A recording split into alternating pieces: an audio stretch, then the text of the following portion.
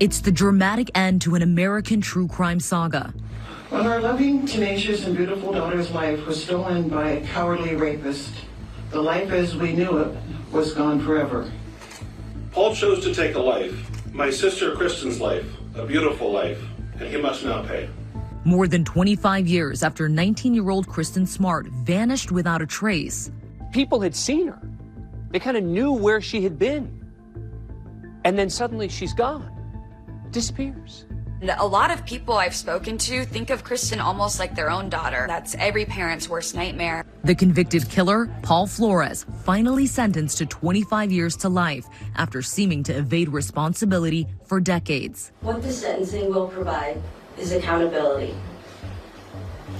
Mr. Flores, you have been a cancer to society.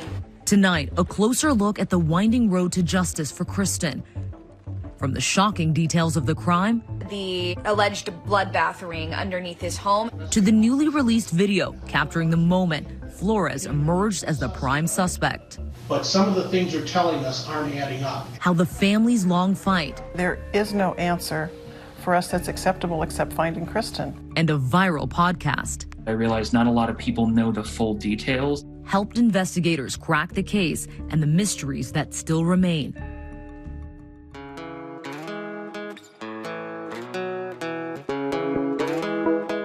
Memorial Day weekend 1996. Mariah Carey's hit Always Be My Baby was blasting from every FM radio. It's much worse than you think. And the first Mission Impossible movie was breaking box office records on its opening weekend. That spring, Kristin Smart was a 19-year-old freshman at California Polytechnic State University, known as Cal Poly to locals. So Kristin was your normal college-aged freshman, and she was very close with her family. She liked to surf, she loved being outdoors, she loved the beach. What can you describe to us about Kristin that you've learned through her parents? Whatever she chose to do, she could have probably achieved it. On May 25th, Kristin headed to an off-campus house party. There, she met fellow student Paul Flores.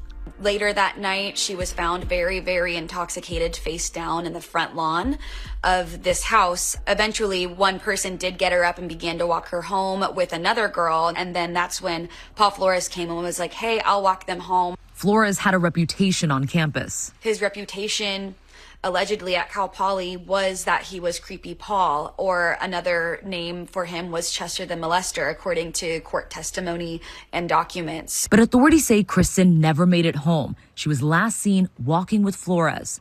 He admits he was walking with her, but he says he left her and he could see her walking towards her dorm. Her backpack, identification, all sitting untouched in her dorm room. It takes 3 days after Kristin is last seen for a formal report to be filed. The first few days are critical in a missing persons investigation. Each hour makes a difference. 2 days later, Flores is brought in for an interview with investigators. How much did you have to drink that night, Paul? Too much. Flores, at first, cooperative. It may come down to this, but I'm wondering, are you familiar with the term polygraph? Lie detector, that sort of thing? Yeah, I've heard of it. Would you be willing to take one if necessary? Yeah. But a month later, Flores appears agitated when authorities question him for a second time. You want to give me a polygraph? I told you I had to talk to my parents and stuff. Well, if you're telling us the truth, why do you have to talk to your parents to take a polygraph? Because I do. He knows he would fail the polygraph. I have had suspects in murder cases say, early on in the interview, saying, sure, I'll take a polygraph. None of them ever had any intention of taking the polygraph.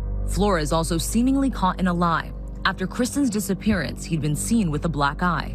When the last person to have seen the victim alive has a huge black eye, that's a big deal. Last time we talked to you, you had a black eye. Yeah. Remember that? Yeah. Okay. And what did you tell us? I told you I got it playing basketball. That's right. And where did you get it? In my car. Well, no. Why was it so hard for you to tell us that you got that black eye hitting the steering wheel? It didn't really matter. Oh, it's not really lies, the fib. It's so minute. It's not, well, I guess you can call it a little white lie. He crosses his arms. He also sticks his hands up into the sleeves of his t-shirt. Those are all anxiety-induced behaviors. They don't tell you a person's guilty or innocent, but it tells you that you've hit a nerve with them. Flores quickly emerged as a primary suspect, but even with mounting suspicion against him, there wasn't enough to make an arrest. Just having been the last person to have been with her and giving an inconsistent statement about an injury isn't enough for an arrest. He kept living his life, even being asked in this video from June 1996 about Kristin's disappearance. Hey, Paul, do you have any information on that missing girl? What'd you do with her? Meanwhile, over the years, Kristin's family continued to pursue him as their daughter's killer. Well, we're just looking. He'll come out soon. I want Paul Flores to always remember that our daughter Kristin is still missing.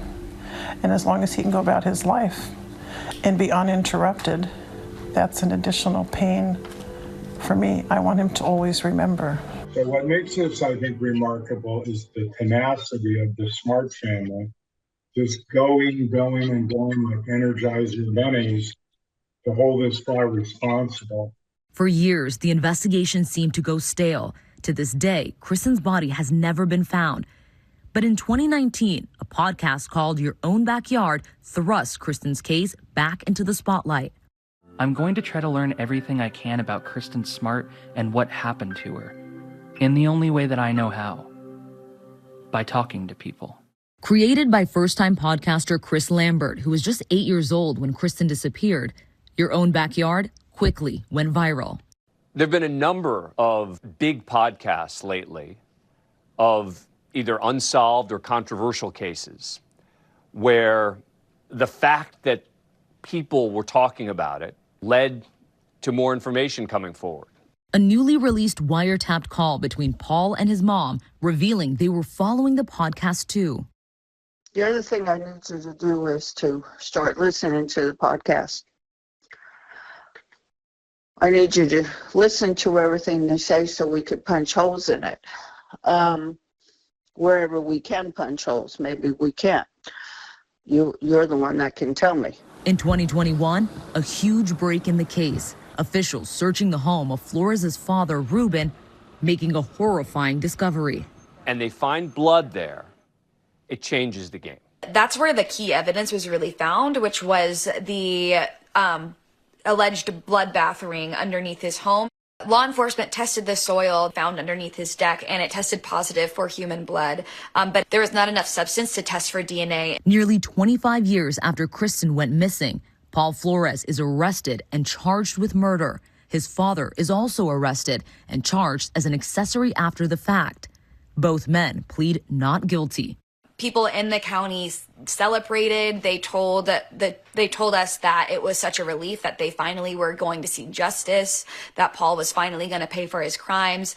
Flores was tried alongside his father, with separate juries deciding the fate of each man. Ruben ultimately found not guilty on his charges. Paul found guilty in October of 2022. When Paul's verdict was read that he was guilty, there was a sigh of relief. Denise, Kristin's mom, started crying tears of joy, and Stan smiled and hugged her. And Paul Flores maintains his innocence. What is your reaction to that? I'm sure if you took any sociopath, they'd be happy to tell you they're innocent. This guy's guilty. He's been found guilty. And I totally disregard anything he's ever said. Today, Kristin Smart's family addressing the court, their relief and resolve on display. We cajoled, pushed, we called, we begged, we never gave up. While still holding on to the hope of receiving full closure. Paul took her life and hid her body. We will never rest until Kristin is properly laid to rest by her family. This fight is far from over.